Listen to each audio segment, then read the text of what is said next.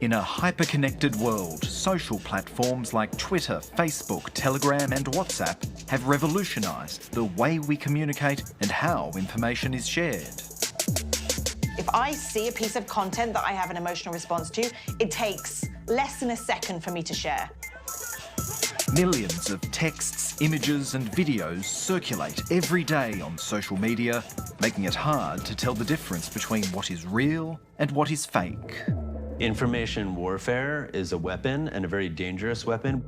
The battle for control of the truth has just begun. The consequences are very, very dangerous of having a society in which lies and truth have equal meaning. The mainstream media, social media and governments are confronting the challenge of who should be responsible for putting a stop to disinformation. Companies have a strong responsibility in terms of making sure that their platforms aren't being used to disseminate hate or propaganda. The risk of governments regulating social media is that they will regulate something that we don't fully understand. Misinformation, fake news, people dismiss it as being frivolous. It's not. I think it's the biggest crisis that we face as humankind because it's dividing us. And as we're divided, we're going to get to a point where democracy is no longer functioning.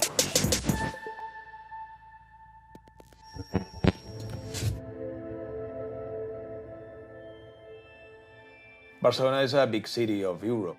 We are a very plural society with a clear democratic vocation. We have a lot of visitors every year, so we are an open-minded society.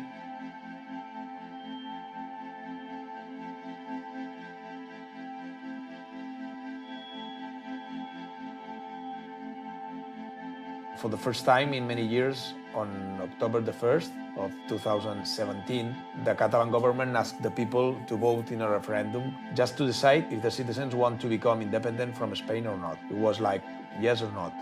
This confronted with the Popular Party of Spain that called that referendum was illegal.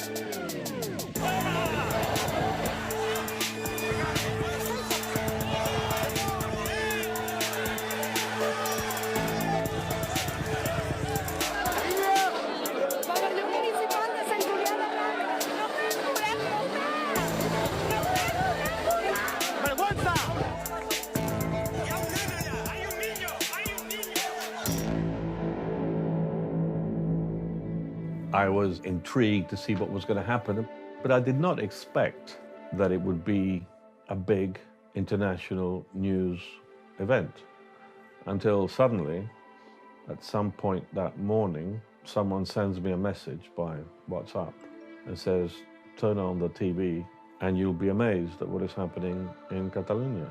I went to Pau Claris. Pau Claris is like a big school in Barcelona. When I arrived there, there was about 200 people, more or less.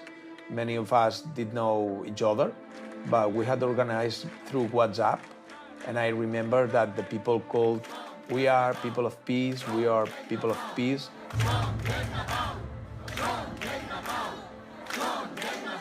It would have been very, very difficult to organize the voting that took place that day without social media and without the instant means of mass communication between people that the internet provides. Social networks are facilitating the logistics that are necessary to organize collective action, not only because they make the diffusion of information cheaper and easier, but also because they facilitate coordination when protests take place on the street. They were sitting on the floor peacefully, trying to avoid confiscating the ballot boxes. Suddenly, the police arrived, and we could not believe what was happening. I just watched that there was no cameras or no official cameramen there, and I'll take my cell phone and I'll just start to record.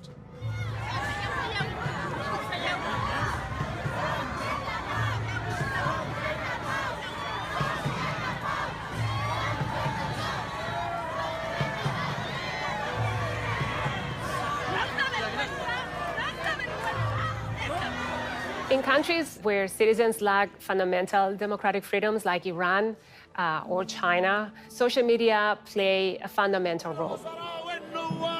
These networks allow information that wouldn't circulate through more traditional means like mainstream media to flow and reach people that wouldn't have been exposed to that information in the absence of those networks. Social media platforms are key institutions of democracy nowadays. So the opportunities that social media platforms have brought us are mainly the fact that they have given voice to those silenced people that they hadn't voiced before. And I'm not only talking about non-democratic regimes where people through social media they can spread information, but I'm also talking about in democratic systems how people can organize collective action on social media platforms. When the police entered to the school, the violence was extreme. I'm sure that without that video, no one could believe that was happening in that school. So that's why I decided to record that video.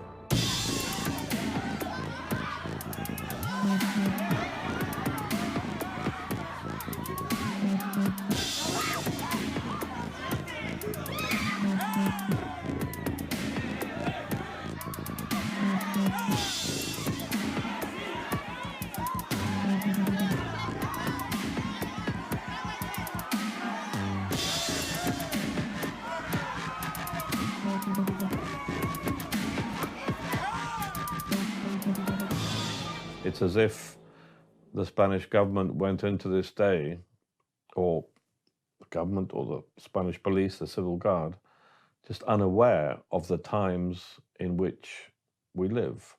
They've forgotten that every person with a mobile phone with a camera on it is a potential journalist, and that, you know, we're not living in an age when there's just half a dozen TV cameras, all maybe in the same place, but everywhere where there was voting going on, there were people watching.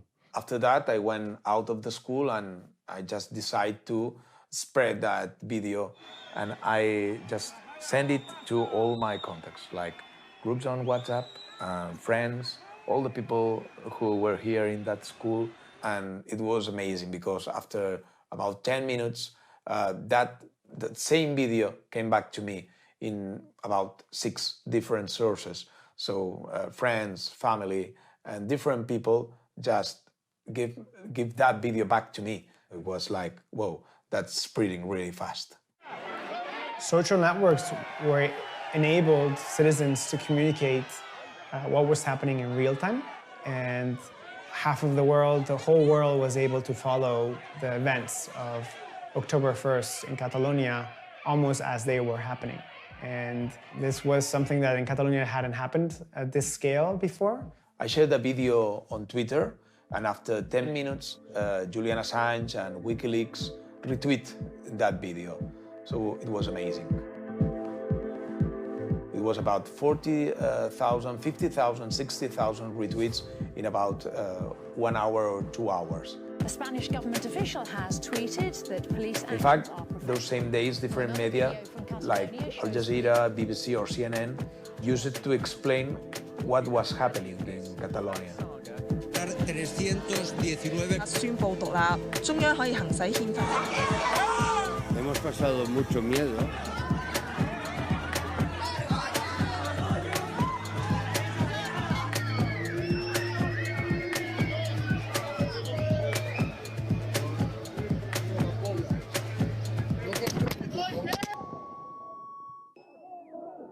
Social media, I wouldn't say social media are the new weapon.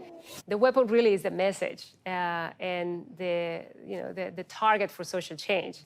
Social media are a weapon to the extent that they help those messages be visible, and they help people self-organize and coordinate and generate a lot of action that will make some demands more visible in the public spotlight.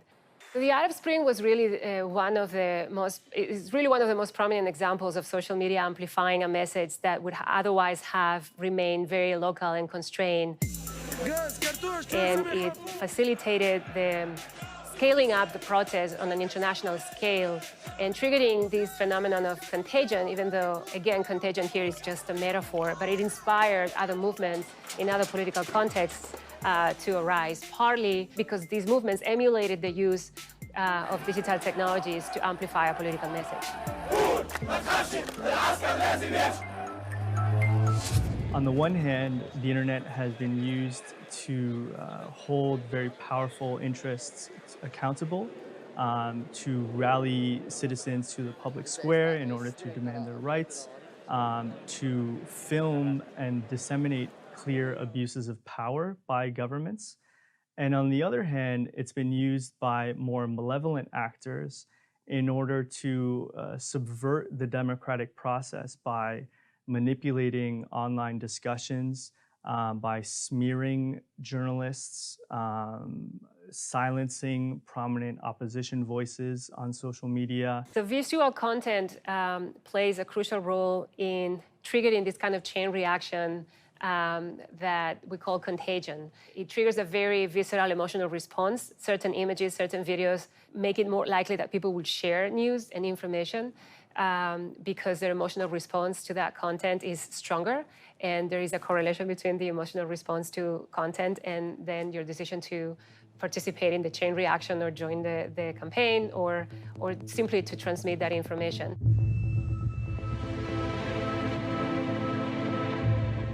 Llavors, sobre les 9, sí, 9, 9 i 5, la gent estava asseguda, molta gent asseguda davant de l'escola, a terra, i llavors vaig sentir unes sirenes. Llavors sí, vaig veure que venien 2 furgons de policies, molts policies, i clar, allò em va impactar molt. Llavors em vaig posar a gravar-ho. I estan arribant els Mossos per no deixar-nos votar. No els Mossos, o no la policia. Els vaig anar seguint jo amb el meu mòbil per tot arreu. Quan ells van arribar quasi davant de l'escola, ja van començar a treure gent.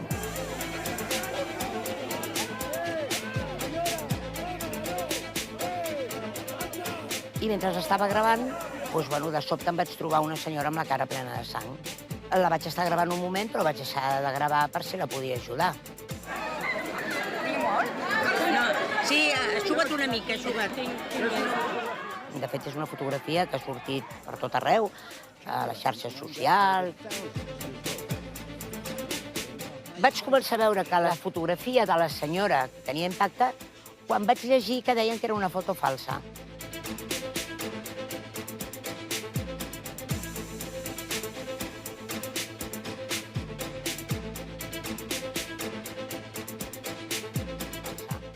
Evidentment, jo m'he enfadat moltíssim, perquè jo sabia que no era ni falsa ni trucada.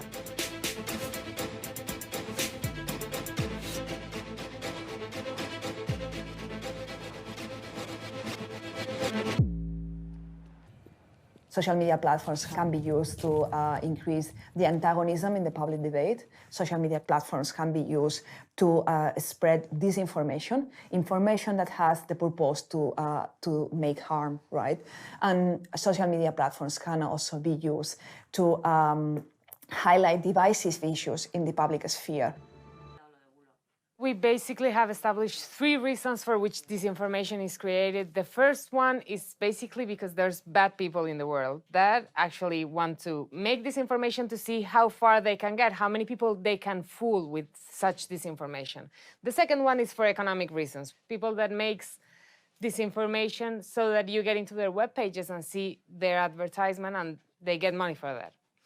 And there's a third reason, which I think is the most dangerous reason, which is disinformation created for ideological reasons. This is someone is manipulating your take or your feelings about a specific issue so that you decide in one way and not in another that might be in favor of their ideology. And those who are creating disinformation, who deliberately want us to share, they know what they're doing. They will share highly emotional content. Now, journalists can't share highly emotional content because they're journalists and they have to work with truth and facts. They have to be rational. And so journalism content is much less likely to be shared. So that's why we have that discrepancy. For me, social media is a listening device. It enables me to stay tuned in to all sorts of conversations that non-journalists are talking about.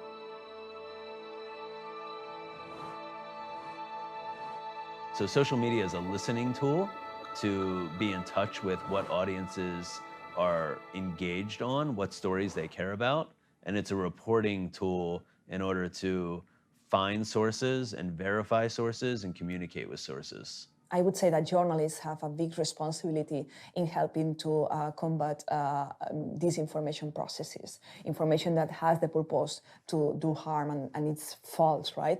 And they are doing so. I mean, we have seen big initiatives in Brazil for the elections, also in Mexico, Comproba Verificado, and also in France during the elections. In Nigeria and in India, they are also collaborating to combat fake news. The basic responsibility traditional media have in the disinformation landscape is the fact that they don't have a good business model. And they're currently not putting enough resources or enough time in fact-checking the information that they publish. They have to publish a lot and sometimes not of good quality. And that makes them sometimes publish disinformation. 20 years ago, journalists didn't have to worry about false information. Journalism was all about the truth. So if they heard a rumor or a lie, they dismissed it. The problem now is that audiences want help in navigating the information that they're seeing on Facebook and Twitter and Instagram and the social web. And so now journalists have to actually help audiences. But there are real challenges about how you report on disinformation. If you repeat the rumor in the headline, there's a possibility that you're actually encouraging more people to believe that fact. Now, anybody can be a publisher. And so that in that environment, information can spread between trusted peers. So it's no longer because the New York Times says it, it's because my best friend tells me that it's true. And that's why this type of content can move at speed and is most damaging. Technology has afforded us the freedom to communicate with people in video and audio and text who would be inaccessible decades ago or even 5-6 years ago. So we're now able to look at an attack in Yemen and get user-generated content or eyewitness video.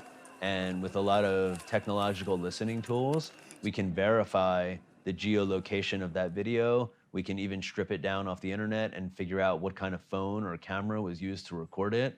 And there are all sorts of tools out there that help us verify this information in the same way that we used to verify information in the old school way with public documents when we just used parchment paper.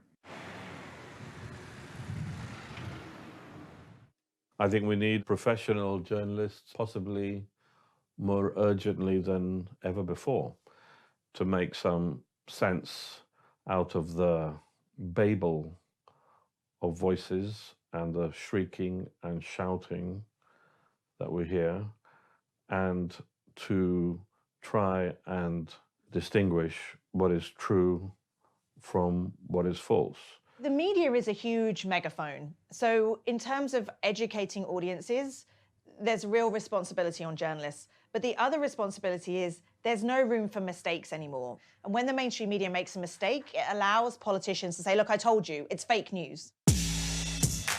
We've had politicians from Donald Trump to Duterte in the Philippines, Bolsonaro in Brazil, using it as a way of simply saying, don't trust the media, trust me. A fake news outlet. Todas as fake news que se voltaram contra mim partiram da Folha de São Paulo. And then, of course, there's fake news, which has been hijacked for political purposes by so many people, including President Trump. It's a fake question. You're CNN, you're fake news. He's making policy and then tweeting it. And we've never had that before. We've never had a president unpredictable and so unwilling to be constrained by institutional kind of rules and norms. And he's more visible because of social media. And he can get instant visibility and it's uncontrolled. He's uninstitutionalized, completely uninstitutionalized.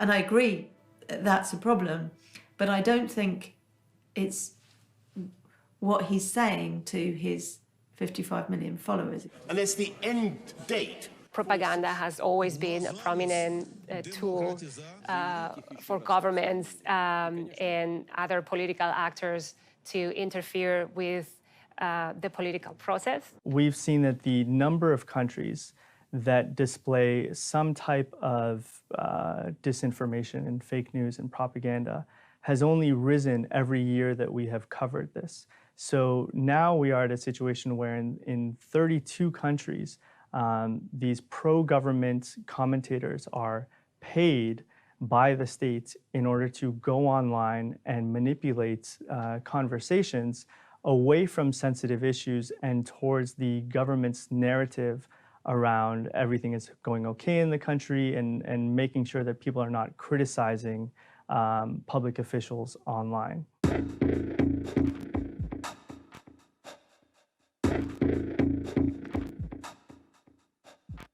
Also, internet has facilitated a more close relationship between political candidates and citizens. Political candidates can talk to citizens through channels that are very, very close to them.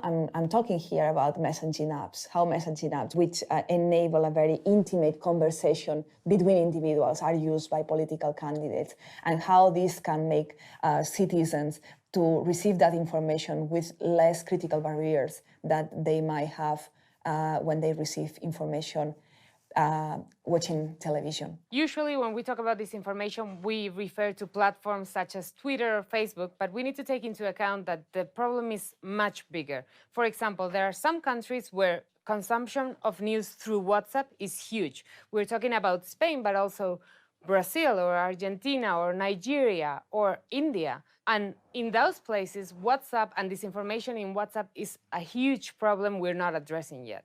तो ये कुछ कदम WhatsApp उठाने की तैयारी कर रहा है और अब आपको हम नक्शे के जरिए दिखा रहे हैं कि अब तक And my worry is that we're in a space now where it's easier than ever before to create false content, and it's going to be circulating at speed in these trusted peer-to-peer networks.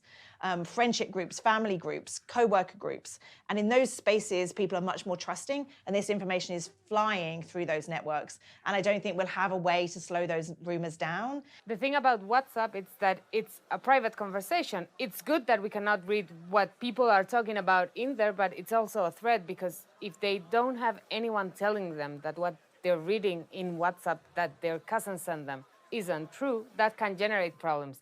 It has already. There have been episodes of violence in some countries because of false rumors spread through WhatsApp. Meet Kavya. She lives away from her family. First time. WhatsApp messaging platform has published advertisements in key Indian newspapers to tackle the spread of misinformation. Its third such effort to combat a flurry of fake messages in the wake of the upcoming Indian elections. Fake news on the family. And then it was time for Dadaji's birthday. Be like Kavya. Share joy, not rumors.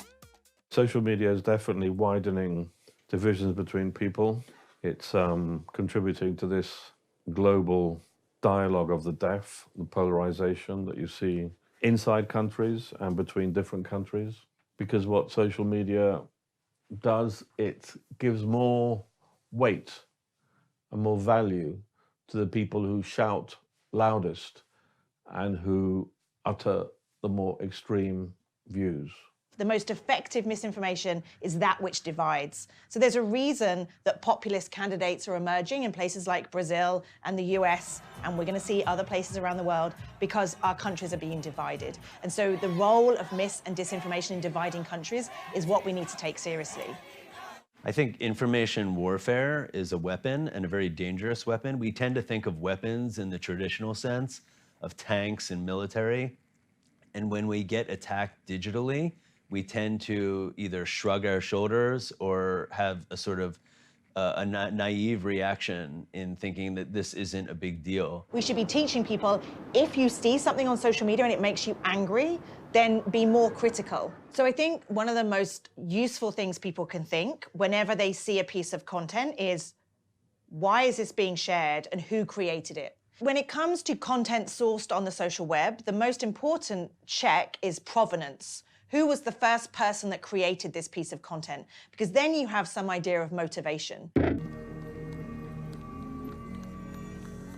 So there is evidence in the last 10 years where we've taught more young people how to be good consumers of information, that in fact they don't trust anything. They don't trust Wikipedia, they don't trust the BBC, they don't trust the New York Times. And instead they just trust those people who are closest to them. And that's a real concern. How can we give people skills and tell them to be skeptical, but not too skeptical? And that's a real challenge. I think what we need to worry about, that misinformation, fake news, people dismiss it as being frivolous. It's not. I think it's the biggest crisis that we face as humankind because it's dividing us. And as we're divided, we're going to get to a point where democracy is no longer functioning and we've turned against one another. And that, I think, is the worry that we're not taking seriously enough now.